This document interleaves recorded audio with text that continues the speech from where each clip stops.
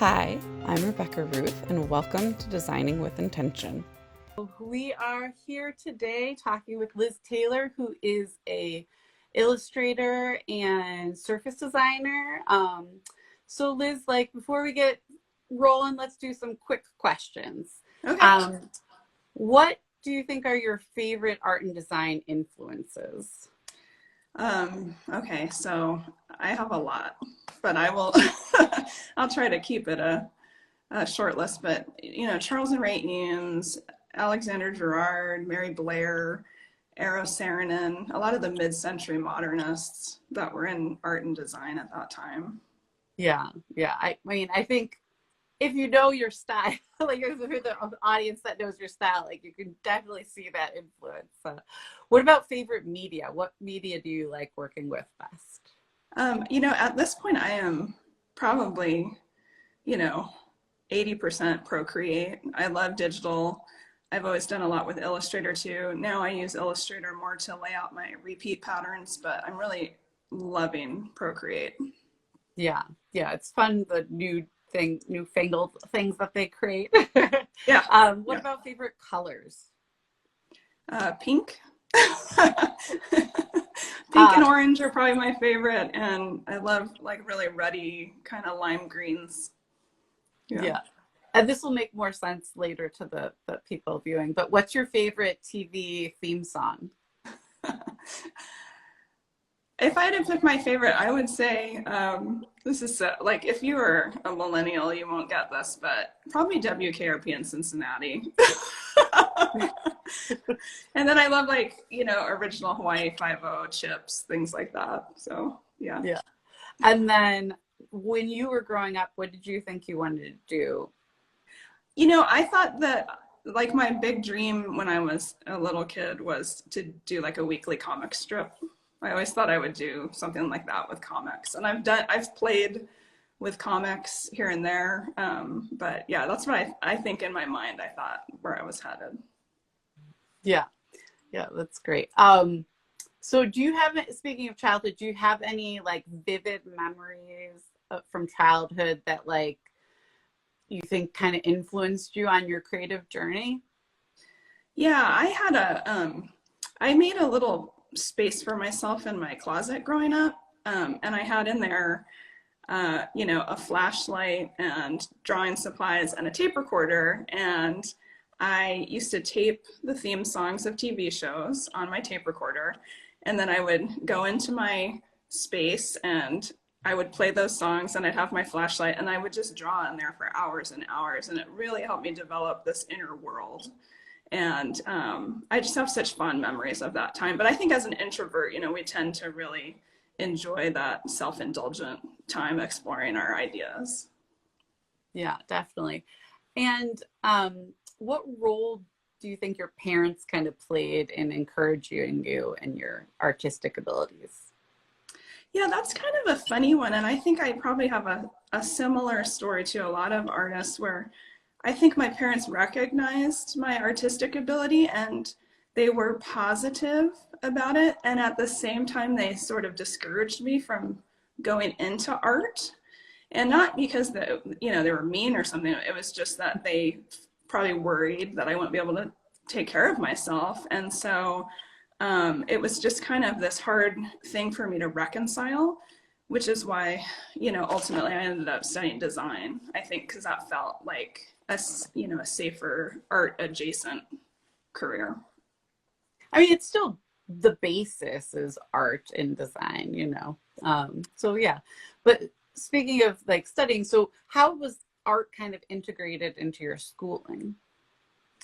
Yeah, I mean, I just, as far as, my K through 12 education, anytime I could take art classes, I did. And then my senior year of high school, I was able to do an AP art class that they offered through my district. And what that meant was that I got 3 hours a day of dedicated art studio time.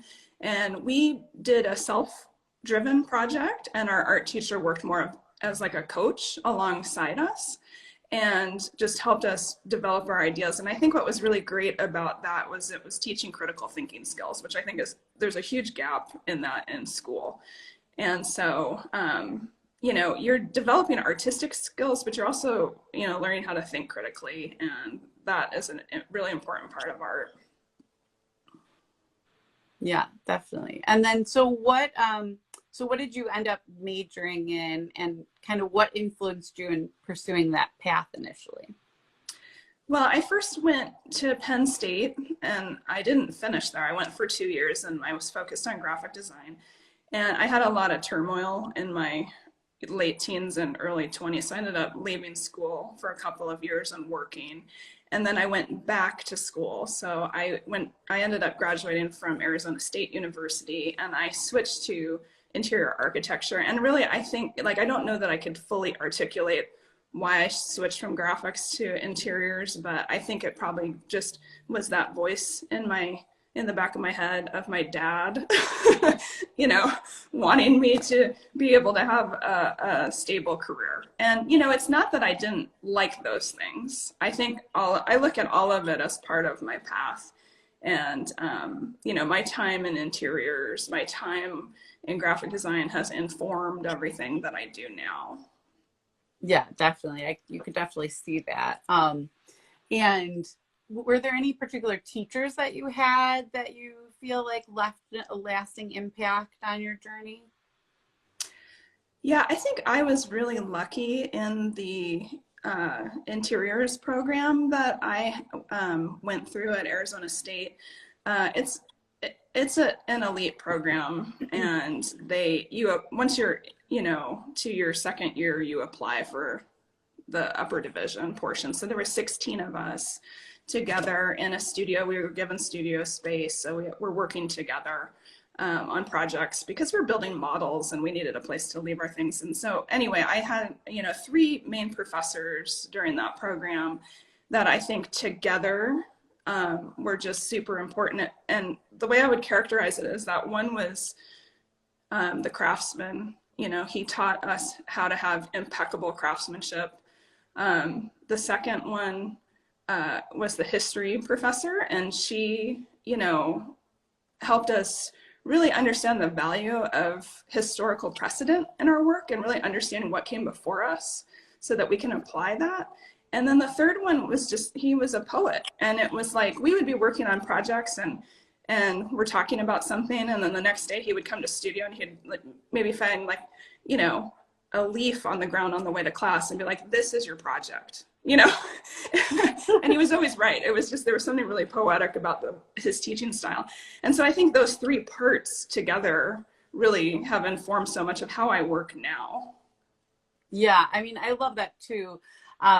You know, I often see like different people offering classes now online, and they have groups, and then, you know, people ask about other classes, and people like will be like, no, you can't talk about other classes in this group. But I feel like it's so important to get your education from multiple sources and not necessarily just like one, you know, frame of reference. There isn't one right way to do anything in art and design, and it's what helps, you know, facilitate your style is like your education from multiple points, right? Yeah, absolutely. And I think especially as you're forming your point of view, the more you can get exposed to, the better, because then you know, you start really wide and then you start to sift it down and to make it your own point of view. Yeah, exactly. So then, like, what were some of the deciding factors? Like, wait, did you tell us about your early career in architecture? Did I skip that one? No, I haven't. I can tell you. Tell us about Yeah, your career in architecture before we switch to like why you switched to graphic design. But yes. Yeah. So I, you know, after I graduated from ASU, I started working in architecture firms. I worked at multiple architecture firms, all very modernism leaning, because that's really my aesthetic as well. And even more so, very in interiors, I'm even more, there's like no whimsy to me when it comes to interiors, but in my art, you know, the whimsy comes in, but I, you know, just real modern spaces. I worked on a lot of ground up architecture, so those projects take years to complete. Like I worked on the Arizona Cardinals stadium from beginning to end, and that, that's a long process to go through. I did the Phoenix Suns headquarters here. So I got to do some really choice projects while I was practicing, and it was just a blast. There were a lot of fun things. I did a lot of corporate, a lot of offices, law firms, and things like that. Yeah, I mean, that sounds pretty amazing, all those different kinds of opportunities. Definitely. Yeah, it's a great experience. Yeah. So then now what was some of the deciding factors that made you switch into pursuing graphic design again? Yeah, well, so the entire time that I was in school studying architecture, I was sort of moonlighting and doing graphic design, and I was even taking graphic design studio classes on the side where I could fit them in my schedule. And then when I got into different firms that I worked for, I kind of inched my way into the marketing department and was doing stuff with graphic design there, or just picking up odd jobs and things like that. So that pull was always there for that visual communication piece. But what we found is that once my husband and I had children, it became increasingly difficult and complicated to have these two really big careers going on. And so what we decided was we kind of put a plan in place to save up money so that by the time my daughter, who's the oldest, started kindergarten, I could formally leave the workplace and just start to do some freelance and just really be home more with the kids. Because what we were dealing with, which we all have to figure this out for ourselves, like every family, we had a lot of the child is sick, you get the call from daycare, and it's like we're calling each other, okay, what meetings do you have today? And I can be home for 2 hours, but then I need to be back. And it felt bad for us. It wasn't working. And so that's the decision that we came to. So I have been working from home really since my daughter was in kinder, and she's a sophomore in high school now. So it has worked a lot better for us. And I know we're going to talk a little bit about dyslexia, but I really believe that making that choice to come home helped us identify my son's dyslexia much earlier, just because I was around and aware, and I was picking up all these little cues. And if we were in that rush, I don't know if I would have seen it as soon as we did. Yeah, I mean, this pandemic has been one of those blessing and curse scenarios, because my daughter's on the autism spectrum, and seeing what kindergarten is now has been like an awakening as to what is expected of kids so young. I mean, no wonder there's so much depression and stuff and anxiety as they grow up, because it feels like 5th grade now. It doesn't feel like kindergarten. But it's very different. Let's talk about the dyslexia, and so what were some of the early signs that you noticed? Because I think this is great for just people in general. And then how did you kind of channel your experience through going through all of the stuff with his education into the illustrations that you ended up doing for the Dyslexia Land book that you worked on? Right. Okay. So what we noticed from a toddler age, around 2, with Alex, that there was something different about him. And I think one of our greatest benefits was having a neurotypical child first. So because your first child, you just don't, this is it, this is your first experience, right? And so we were just seeing things that were a little bit unusual, very, very sophisticated vocabulary. I remember my pediatrician telling me, don't be worried if your son is, when I was still pregnant with Alex, don't worry if your son is a little delayed with speech. Usually when little boys have older sisters, the sisters talk for them. Well, that never happened. I mean, he was just talkative and really articulate and using really sophisticated language. Now, that didn't mean anything at the time, and that's not necessarily a dyslexia thing, but it was just something's up there, right? And then as we got him into preschool and things like that, there was just a complete disinterest of, if a teacher put any, tracing a number or a letter in front of him, there was a total disinterest. He would push it away. And so what we got was what a lot of people get, which are these sort of stereotypes about boys. Well, he just wants to play and he's a boy and, you know, he'll grow out of it and then he'll be ready for school. And by the time kindergarten age rolled around, I just wasn't sure. I just didn't really see the readiness, and he had the maturity. You know, he could sit in circle time, like he could do those things, but I wasn't seeing kind of that pre-writing, pre-reading sort of skill set.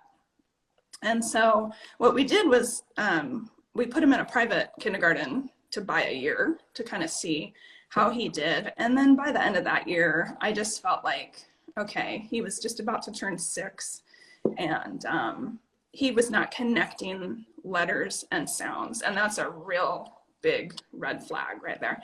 But I think one of the struggles that we have as parents is that if we don't know to look for dyslexia, it's not something that's going to be offered up by the teachers. And so a lot of teachers don't have any kind of background on dyslexia, and a lot of school districts won't allow teachers to use the word dyslexia. So we really had to figure that out on our own. We ended up putting him into public kindergarten the following year. And even by the end of that year, I mean, he could have a sound on one page and we'd turn the page and it was gone. So those connections just weren't coming, you know. And then at the same time, the kindergarten teacher, who's, you know, a dear friend now, said, I feel like he's the other adult in the room. And yet he's not tracking on any of the work, you know. And that's dyslexia in a nutshell. You see this high intellect and then the outputs aren't connected to that. And that's probably a big sign if you see that. Yeah. And then so now the whole kind of experience, you know, that you ended up doing like some illustrations that then led you to connect with this woman to do the book about dyslexia. Like, how do you think your experience helped you better illustrate those interactions than maybe someone who wouldn't have firsthand experience with that kind of situation? Yeah. Okay. So when we ended up getting a diagnosis in 1st grade, and we elected to pull him out of school for a year. There was just a lot going on that we just needed to manage before he was even really ready for school. So I was doing some homeschooling. He was doing cognitive therapy. He started doing Barton, which is a reading system for dyslexic people. And I was sitting in the waiting room of a lot of appointments. And so I started drawing again. And I could tell, you know, very quickly that our lives were going to be completely eclipsed by dyslexia for a few years at least. And it was true. I mean, it was really everything. It took up all the oxygen in the room. And so during those appointments, I was drawing, and it was a little space for me. And it was kind of cathartic to working through a lot of feelings. And I ultimately, you know, was enjoying it so much that I started taking online classes and kind of reawakening that artistic part of me that is separate from design. It's just, you know, illustration is different from design. It's connected, but it's different. And so I started taking these classes, and in one of the classes we had to do an illustrated map of something personal. And I ended up doing a map of a day in the life of a dyslexic student and looking at strength areas and weaknesses and anxiety and all of these things. And that got circulated around the dyslexia community with some of the different dyslexia magazines and things like that. And so this author reached out to me, who also has a dyslexic son who is an adult now. And she wrote a book called Dyslexia Land. And she asked me, you know, she said, I found this and I've had it on my bulletin board, this drawing that you've done. And would you consider maybe drawing, you know, some illustrations for this book, which, you know, I wasn't even really there yet, you know, like I'm going to shift my whole career in this direction. It was really just like, well, I don't know. Can I illustrate a book, you know? But she sent me her manuscript, and Dyslexia Land is for parents, which is why it's unique. And I remember reading the manuscript the first time, and I just was like pumping my fist. I was like, man, if I had had this book from day one, you know, it was just everything I was living. And so it made so much sense for me to illustrate it. Because I think if you're hiring someone outside of that, there's so much more explaining to do, but you just don't know it unless you live it. And so it was a really great experience for me. And I have a little picture here. I don't know if you can see it on camera, but I think you shared it on your site. But I had done this map, Yeah, of dyslexia land, and it starts out very dark, and it's all of the challenges, but then it takes you to this real hopeful place. And I think you really have to walk in these shoes to understand what that feels like. And I just feel like what an honor to be able to share our story that way and help other people that are starting out on that path, because it is really it's still very much an uphill battle for families. yeah, it's so true. And you know, I love too, like how you're talking about, like it all kind of you know, when you get kind of a diagnosis like that, where it's like, well, what does that mean for the rest of all of our lives, kind of a thing. And you know, it's kind of like this mourning process, if you will, of like thinking your life was going to be this some normal route or whatever, like this expectation level that you have. And you know, like I know when Aurora was diagnosed on the autism spectrum, like I definitely found it very cathartic to like explore the alcohol inks and just kind of like let go of this like perfectionism with my work even that I've had. Yeah. So it's interesting, like to see how you know, the drawing was cathartic to you too. And like that you then went into like illustrating about the process, which then led to the book, which is Right. you know, it's like these weird series of breadcrumbs that kind of get thrown into your life. Yeah.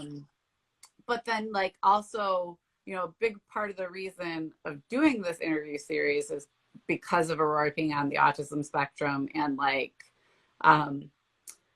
how, you know, how narrowly, especially like, you know, like I said, the kindergarten is like 5th grade now. This is Yeah. not, you know, the setup that is encouraging all kids to succeed. It's like this framework of like, you know, this super academic kids like that are on the upper level, and that is like what, you know, makes a good student. And it's just so frustrating that there's not more, you know, diversity, because all kids should be able to be good at something, right?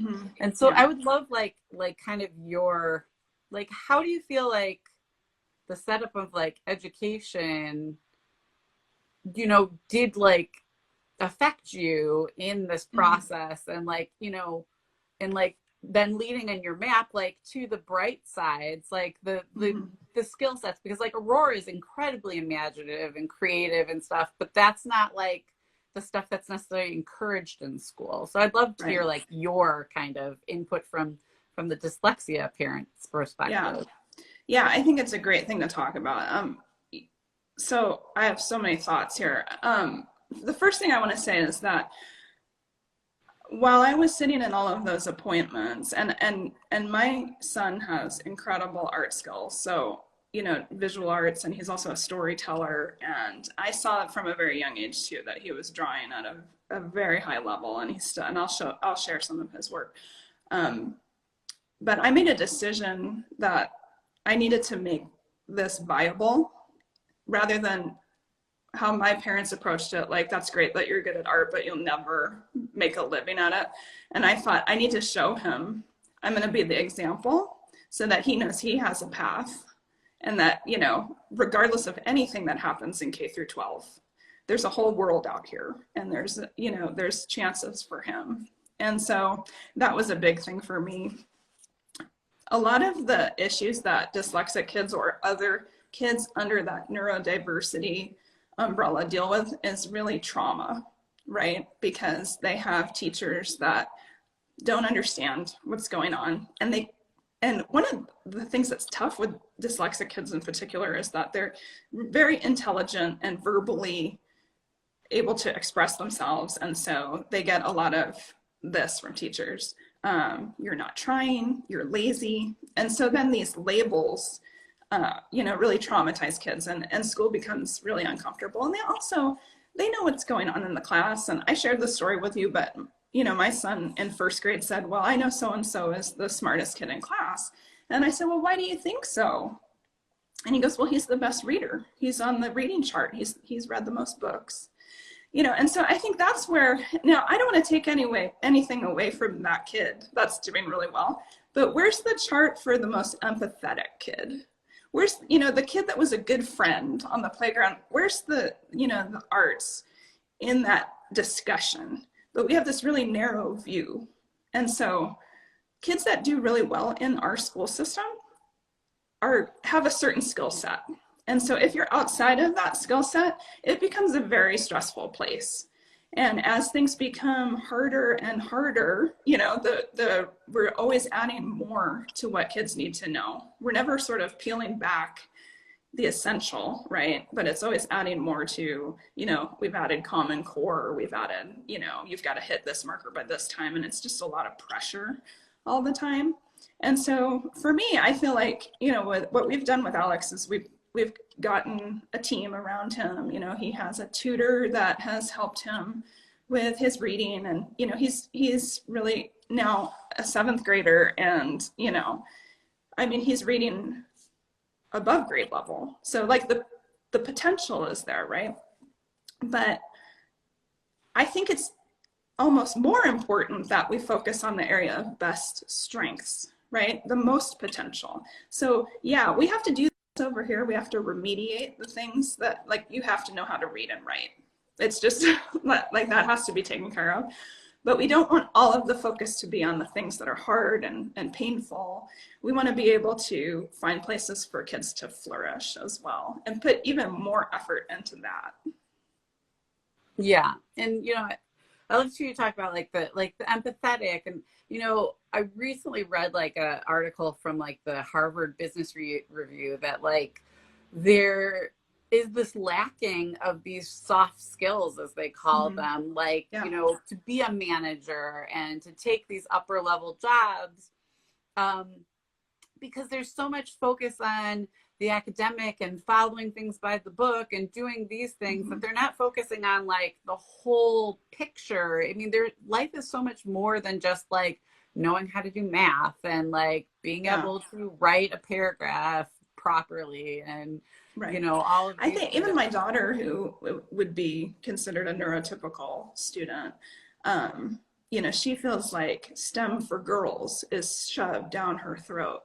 And yes, we should have STEM available to girls, but the messaging is that all girls have to do STEM, and she's not interested in it, and so then that feels like pressure too, and it's like, well, she would like to be in creative writing. That's what she would like to do. So I feel like we have this funny way of approaching education that, first of all, everybody has to be excellent at every subject, right? Like every academic subject. And then everything else like is electives and lower than that. But I think we could start to let kids have more choices sooner in what sort of classes they'd like to pursue.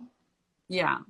I mean, yes, there's a decent like amount that you need certain level of like math and a certain level of writing and phonics and all of that stuff and science and whatever to better understand your path. But it's like, there's certain point to it that doesn't need to be like shoved at you so hard, but so going back to like kind of like going through Alex's diagnosis and everything, and then how did that like it got you to start drawing, and then how did that kind of lead in your career moving forward too? Yeah, so I have since that time continued to develop my skill set, and I was doing a lot of classes and things like that, and one interest kind of led to the next interest, and on more than one occasion, I have had to completely drop everything and change what we're doing. So the flexibility of that has been really important to us. Alex has gone to 6 different schools and he's in 7th grade, we have been through a lot as a family. So, having that agility in the work that I'm doing is really helpful. And then I feel like we kind of have hit a stride now. He's been remediated to a point where he can do a lot more independent work, and last year for everyone was so weird. So the four of us have been home and, online. And so for me, it was really great because I feel like leading up to 2020, I had all this space to really develop my skill set and kind of get closer and closer and closer to what I'm good at and what my voice is within the realm of illustration. And then last year, I just was kind of like, I took on a nutty role, or a nutty challenge to myself. And I said, I'm going to enter 52 consecutive weeks of Spoonflower prompts, right? They do a challenge every week. So I made a new pattern every week for 52 weeks, which was crazy. And there were some that were just absolute failures. And it's like, oh, there's something there. And that intensity of creation is really where I've sort of honed in, I think, on knowing what I need to be doing, Yeah, I think there's something with those 30-day challenges, 100-day challenges, whatever, where it's getting you to consecutively, work on things is such a amazing way to like discover yourself. I mean, they say like there's that, 1,000 hours rule or whatever it is, where you have to, spend so much time doing something to get to be like, like a expert at it or whatever. Right.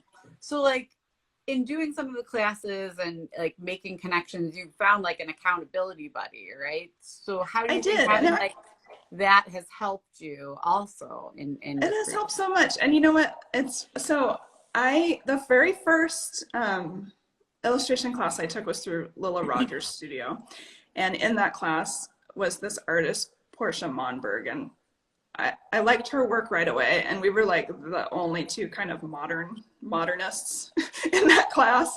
And so I reached out to her, and we've been kind of in contact ever since. And then she reached out to me at the beginning of last year and said, hey, do you want to be accountability partners? And honestly, it was one of the blessings of 2020. We have once a week done a Zoom, and I feel like it has really propelled us to finish things, because I think a lot of times when you're a freelancer, you can flounder.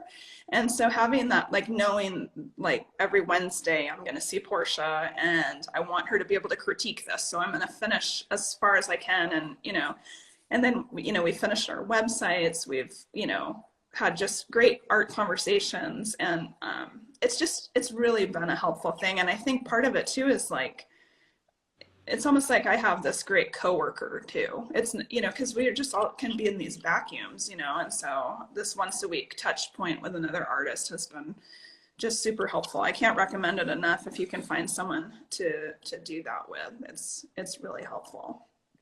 Yeah, I mean, I think working as an independent person, you can just spend so much time you're by yourself, and not always are like the clients that you're doing stuff for as well educated in the design aspects that you are. So it's not like they can always give you, they can say that they like it or not, but not always can they explain why or how to make it better and things like that. So it's great to have somebody else like either on the same level or like someone that can help you push yourself and stretch, beyond. Yeah. So like, you mentioned the pandemic, you did the Spoonflower projects and stuff. Mm-hmm. What else do you feel like, how else do you think the pandemic has influenced you, and like what kind of projects do you have in the works at the moment? Mm-hmm. Well, one thing I noticed, and I think Portia said this as well, is that because we were home so much, and I mean, we are personally, our family, we're very on the conservative side for some health issues, so we have really been in our homes for a year now, and so some of that creates boredom, right? So I drew a lot more than I ever have before. It was just like, it was sort of like, okay, my work day is over, so now I'm gonna go draw some more. So it was just, creating a lot of different things and kind of playing. And then I also did some goal setting at the end of last year that was really more successful than other times I've tried to do that before, because I kind of broke things into quarters, and it was a little bit more like tactical, like, this is how you're going to approach things. Because in making all that art last year, I really figured out my lane. And so then I could really laser beam focus. Like this is my lane. This is what I'm good at. And so I'm going to, focus on that. And these are the goals for each quarter. And so that has really helped propel things this year. So I have different things that I do, like spoon flower and minted. I submit to, thanks to you. You got me started there. And then I also do take client work. So at the time I'm in a little bit of a lull, which is nice. So I'm just working towards some of those longer term goals that I had for myself this year, which is to take some of my more successful patterns and build collections and colorways. And, some of that, we just don't always have time to flesh things out all the way. So I try to really work through those lulls. Yeah, I mean, I think it's good to like also in honing your style and niching kind of down and putting things out there to see what is resonating with people and then expand on it than necessarily all the times like creating a collection just off the bat or whatever. Right. Yeah, it can be really helpful. So like what kind of things do you see in your like moving forward in your career aside of like, creating the collections? Like, do you want to get into more illustration? Do you want to create more surface design collections? Like, what are the avenues that you're trying to pursue? I think my strength is in wall covering design. I think it really marries the illustration piece and my understanding of interiors and what it takes, and understanding scale, I think, is hard for a lot of artists that don't have that interiors background. So wall covering is something that I really enjoy doing. And then greeting cards, it kind of fits these two sides of me. So I have like sort of, this very serious modernist side, and then I have this sort of whimsical, goofy humor side. And so I love doing greeting cards, and particularly the writing. And the writing for me drives the illustration. But I try to do things that, the cards that I want that aren't out there. So they focus a lot on empathy, friendship, and then just really trying to do witty writing with that as well.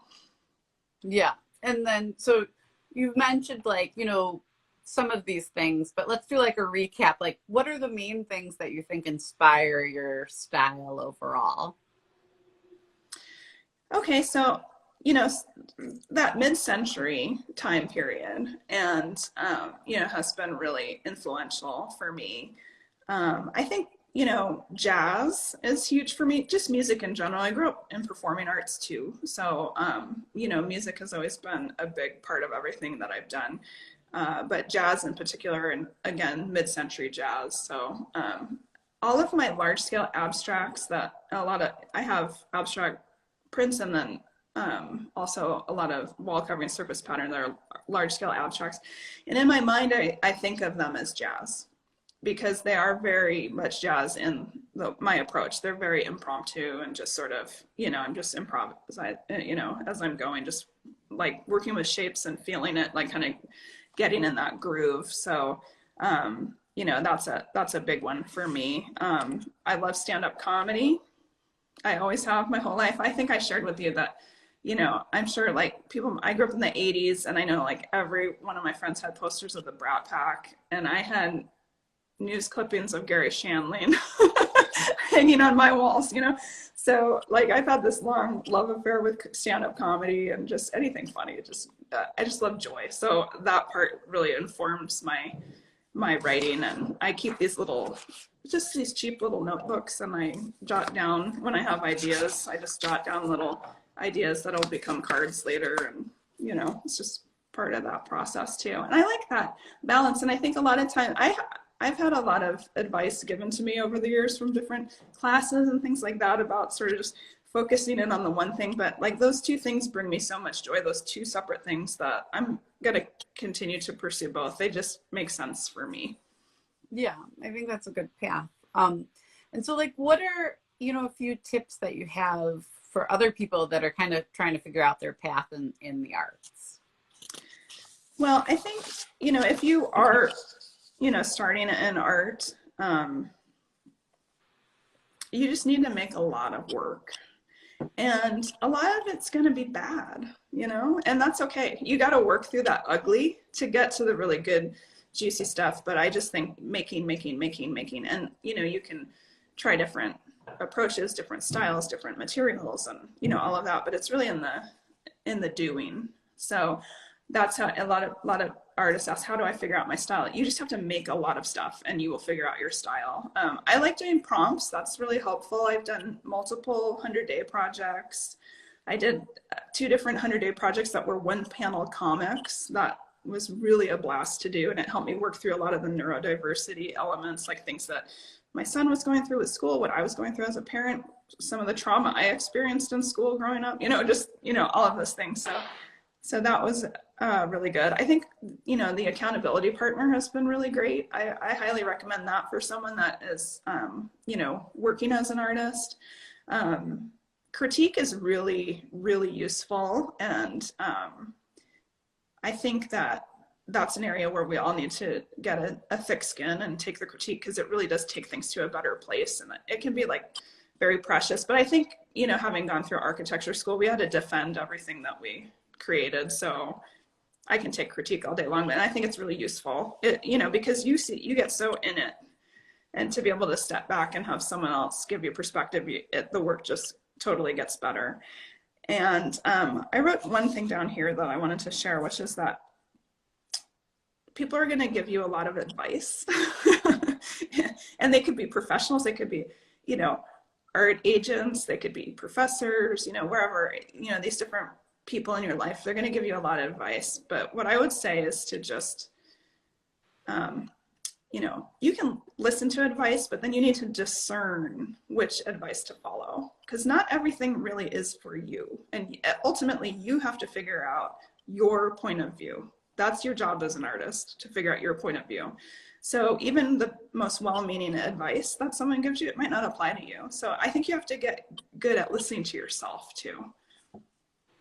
Yeah, I think that's, let's break that down all a little bit. Like between the, you're going to make some bad art, the critique, and then the advice part. So, it's one of those things where it's like, there's not really bad art. There's like art, each person's journey is their own, right? Like, so you can't compare like your art at your beginning to someone else's middle or end or whatever. Yeah. So it's part of your process. But then, I know in a lot of like these classes, like on the online class spectrum, that there's a lot of like, be nice, like, but I feel like not always being nice pushes everybody to like the level that they could be at. But, you don't want to be overly critical of somebody's beginning part, and say something is bad necessarily, right? Right. So like, what's a good balance in that, in like understanding of what is marketable or what, appeals to people as to like being something like that you're striving towards, and that like, appreciate where you are starting out. Yeah. But like how to observe what's out there as to like how to push yourself forward. Like, what do you think, like kind of, what would you suggest to people in terms of that? Like, I guess. Yeah. I mean, I think if you are able to have an accountability partner or someone you really trust, that can feel better, and you can maybe, like Portia and I aren't easy on each other, but it's like, like she does Spoonflower too. If I see her place and, in the contest for the week, I am so happy for her. So I think having someone that's on your team and can honestly critique what you're doing, and you have that trust with them, that's really where your work can grow a lot. You've gotta get the thicker skin. And if you're in a class and you notice that there's someone that is working in a style that's similar to yours, you know, maybe reach out to them and say, hey, could we have a discussion offline? You know, maybe if it's outside of that public forum of like a Facebook group or something, then people might be more willing to say, you know, I like this, and this about what you're doing, but I think you have a missed opportunity here. And that's, you know, and that's really what takes the work to the next level, is to get that finer, you know. So it's kind of two things. It's like critiquing the work, and then it's building your skills, right? So, you know, if at the end of the day someone's at a place where they just really need to work on their drawing skills, then that's a different discussion than critiquing the actual composition. Right, right. And that's where, you know, I think sometimes the thick skin that you mentioned, like, you know, you have to learn to like start to separate. You are not your work, and what people, you know, critique and give you suggestions on improving doesn't mean like isn't directed at you as a person. It's just like, how can you make what you're presenting and take it up a level, kind of a thing. And right. I think that's where sometimes people don't know how to like separate themselves from the work. Do you have any like tips for people on that, as to like how to not take it personal, how to understand it's just about the work and making it better? Like, yeah, any suggestions? Well, one is to just, you know, keep in mind what your ultimate goal is, right? If your ultimate goal is to improve and have a career, then you've got to be able to accept that sort of criticism. And, you know, I mean, who's going to be the toughest? The client, the one paying, is going to be the toughest critic. So you've got to, you know, you can't let that be personal. I think it's a mindset. It's just a mindset of like, I want to get better. I want to be better at this. So help me see, you know, like your point of view is different. I value your point of view. And I think you can see the difference between constructive criticism and something that's just mean, or like they just don't like it. Like, not liking it, I mean, you're not going to make everybody happy ever. I know that the work I do is pretty much in a smaller niche market, and I'm okay with that. And, you know, for people that want to do a broader audience, then they're going to pick, you know, some different subject matter and things like that. But I don't know. I just think being open to experiences is part of being an artist, right? So that includes feedback. And again, feedback lands the best when it's in a trusted relationship. So I think if you can find some partners in your classes or on Instagram, you know, it's like, how many people do we know from Instagram now, just in the art community? It's the coolest thing. So reaching out to people, I mean, I think most people that I've interacted with in the art community just are super generous, and they want everyone, you know, it's like the rising tide lifts all ships, right? So like we all want to elevate the industry. Yeah, like there's definitely that, you know, and that's what I love too about like the Minted community, is there's definitely this like community over competition. We're all kind of in this together. Let's work to help each other. And, you know, like, let's talk too a little bit about like the, you know, having a certain niche, you know, I think,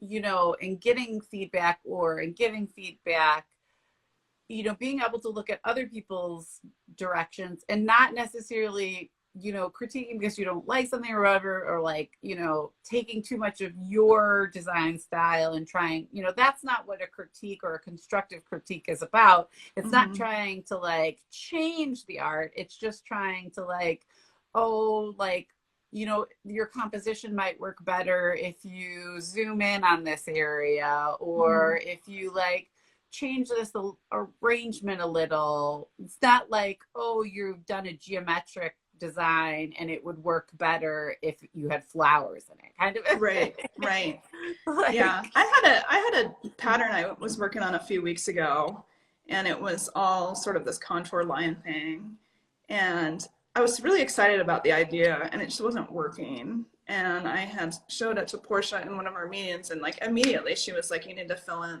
these little parts because the overlap isn't working. And it was just like, oh, you know, and it was exactly the right answer, but I wasn't seeing it because I was so deep in it. And so just getting that kind of step back, and it was better in the end, you know? So Right. And I think that's like one of the key factors in the critique and the accountability groups is like, so when you're creating something, you have all these things in your head, you have all of the stuff floating around, but then, and then you just, what you put together, that's the presentation of this idea that's all these things that are floating around in your head. The people seeing it only see what's presented. They don't see all the stuff in your head. So it's a lot easier to see another person's work and be like, you know, what's working, what's not working, than it is necessarily when it's coming from you, you know? Yeah, because they don't have the emotional investment that Yeah. you put into it too. You know? Yeah, it's really helpful. Yeah. Yeah. Yeah. So we're going to hop over to Clubhouse now for a bit, for more of like this discussion and Q&A. So if you would like to join us there, there is a link in my bio to join us in the Clubhouse setting. So hopefully we'll see you all over there. And thank you so much, Liz. This was so great being My able pleasure. to chat with you. And Same. I'm excited to like continue on this conversation because, you know, what I connect so much with you is like, you know, hearing everything about your son and the dyslexia and then Aurora being on the autism spectrum. Like, I really feel like there is some kind of like either dyslexia or some kind of auditory processing that is in connection with Aurora's autism. Yeah. So it's always like, I feel like in addition to having like the creative connection, it's nice to just have like the networks, you know, that you have in your life for all these different kinds of factors. And so I greatly appreciate you coming in and talking about all of this, because I know your story and your experience is going to help somebody else out there. And so yeah, absolutely. And I, you know, when it comes to, you know, parents having questions about dyslexia, I am an open book, and contact me anytime. Can I show a picture really quick? yeah. So this is something that my son Alex did recently. Can you see that? That's beautiful.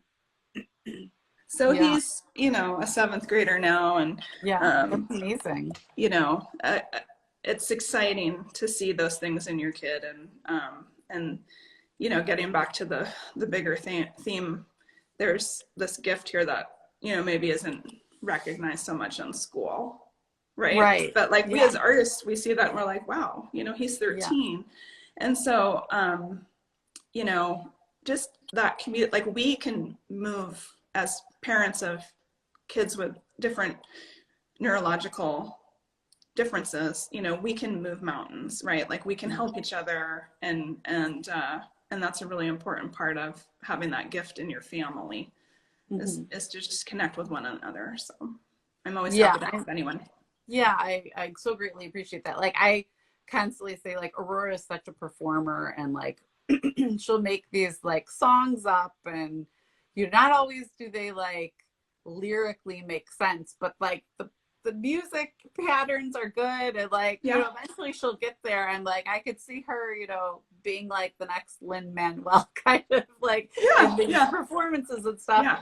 That wasn't my strength, but I can see that strength in her. And I think sometimes, you know, as parents, we got to step back from like the expectations that we have on our kids and embrace what their talents are. And I think that's such an important thing to remember.